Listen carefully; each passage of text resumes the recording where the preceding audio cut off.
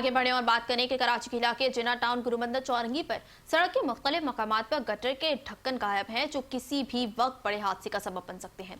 शहरियों का कहना है कि ये एक इंतहाई तशवीशनाक सूरत हाल है कि यहाँ से गुजरने वाले मोटरसाइकिल सवारों और गाड़ियों के लिए गटर का ढक्कन ना होना शदीद खतरा है। इस वक्त नुमाइंदा 5 न्यूज़ गुलफाम शेख उसी सड़क पर मौजूद है, मजीद उनसे जानते हैं। जी गुलफाम, अपडेट कीजिएगा। जी, इस वक्त मैं मौजूद हूँ गुरुबंदर चौरंगी पर।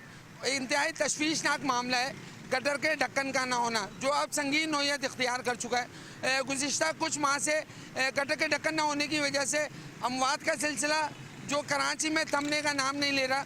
नीबा चौरंगी पे एक नन्हे बच्चे मासूम की जान चली गई। उसके बाद सोराब कोट में भी गटर का ढक्कन ना होने के सबब एक बच्चा खाली की हकीकी से जा मिला। इंतज़ामिया की नाअहली नज़र आती है और इंतज़ामिया फिलफौर ना तो कोई एक्शन लेती है, ना ही कोई अमल दरामद करती हुई नज़र आती है।